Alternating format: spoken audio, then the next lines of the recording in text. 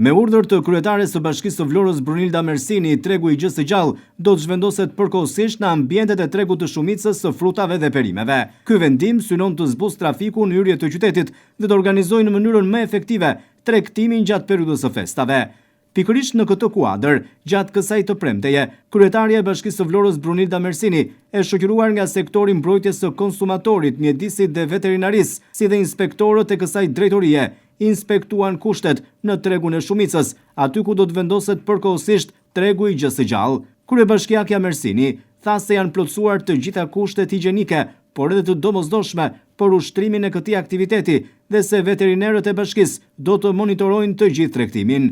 Siç e shikoni, ne sot e kemi nisur ditën me sektorin e mbrojtjes së konsumatorit dhe të mjedisit, ku Aulona e drejton të sektor prej vitesh, edhe veterinerët e këtij sektori. E kemi menduar që duke qenë se jemi në prag të festave të fund të vitit dhe ne shpesh si qytetar jemi ndeshur me fenomenin që tregtimi i atij kaposhit, për atij shpendit që është tradicional, ta gjejmë në produkte e Vlorës dhe sot ne duhet të fillojmë të bëjmë një ndërgjegjësim të gjithë aktiviteteve në qytet dhe ky aktiviteti i tregtimit këtij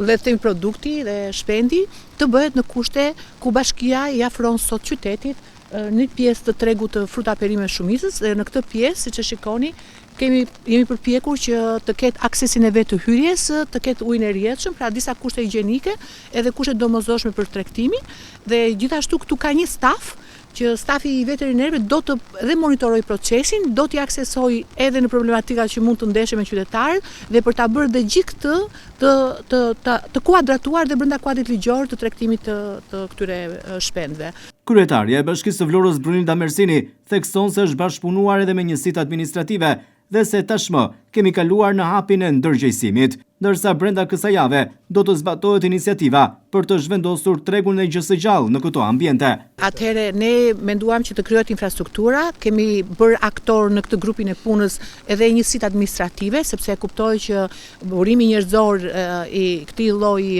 tregtimi do të vijë nga njësitë administrative, por dhe qytetarët të Vlorës që kanë pasur mundësi të rrisin këto lloj shpendësh, edhe duke qenë se kemi bërë hapat e parë në grupin e punës, po dalim sot të bëjmë ndërgjegjësimin publik dhe pastaj kuptohet që pas ndërgjegjësimit publik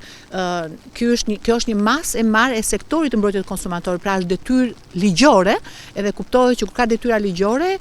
ne thjesht jemi zbatues të detyrave ligjore, pra nuk është momenti që neve të themi, ne jemi thjesht duke bërë punën tonë. Kështu që nga nesër e tutje pas lançimeve publike të kësaj do të fillojmë të operojmë për ta vënë në zbatim këtë iniciativë. Bashkia e Vlorës kërkon bashkëpunimin e tregtarëve, por edhe qytetarëve që me rastin e festave të fundvitit, tregu i gjë së gjallë të jetë pikërisht në ambientet e tregut të shumicës.